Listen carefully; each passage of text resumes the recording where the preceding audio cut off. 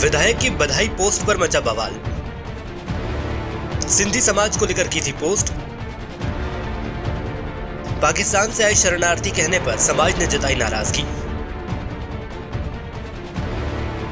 समाजजनों ने कहा माफी मांगे विधायक। खंडवा विधायक देवेंद्र वर्मा ने फेसबुक पर ऐसी पोस्ट की जिससे सिंधी समाज में बवाल मच गया।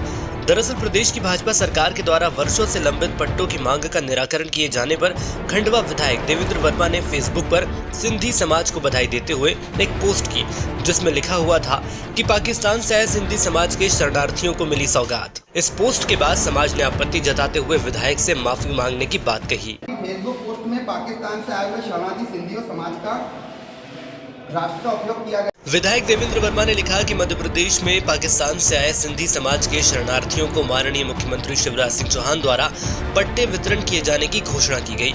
इसके बाद इस पोस्ट से जमकर बवाल मचना शुरू हो गया। सिंधी समाज के कई वरिष्ठ लोगों ने अपनी अपनी प्रतिक्रिया देना शुरू की, जिसमें समाज के लोगों ने लिखा कि जब देश आजाद हुआ था तो उस समय वो पाकिस्तान नहीं था।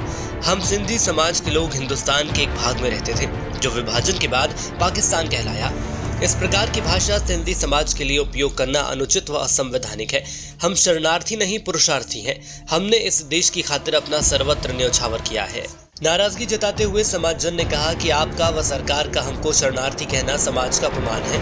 आपको इस पोस्ट के लिए देश के प्रत्येक सिंधी समाज के व्यक्ति से माफी मांगनी होगी, वरना चुनाव दूर नहीं है। बवाल मचता देख बड़ी संख्या में भाजपा नेता और भाजपा जिलाध्यक्ष सेवादास पटेल सिंधी समाज के लोगों को मनाने पहुंचे, लेकिन समाजजन विधायक द्वारा माफी मांगने की बात पर अड़े रहे। MP लाइव टीवी के लिए खंडवा से अखिलेश ठाकुर की रिपोर्ट। हो चुके हैं और अब जो है कांग्रेस भी पलटवार कर रही है। कांग्रेस के जो यहाँ पे विपक्ष जो नेता है और पार्षद मुल्लू राठौर हैं वो मेरे साथ मौजूद हैं। उनका किस तरह से अगर भाजपा विधायक ने जो पोस्ट की थी सिंधी समाज के को लेकर वो क्या कहना चाहेंगे। जी, जिस तरह से भाजपा जो विधायक है पोस्ट की है, अब कांग्रेस भी उस पर हमलावर कर रही है, तो क्या कहेंगे आप। देखिए, किसी समाज के ऊपर भी बोलने से पहले सोचना चाहिए। आप 20 साल से खंडवा के जनप्रतिनिधि हो, आप में थोड़ी समझ होनी चाहिए कि किस समाज के बारे में क्या कहा जाता है। शरणार्थी शब्द क्या होता है, पहले उस बारे में इन्होंने पता करना चाहिए कि शरणार्थी किसे कहते हैं। भारत देश में अगर हिंदू अगर कहीं भी पूरे वर्ल्ड में कहीं भी अगर है तो उसको शरणार्थी नहीं कहा जाता है।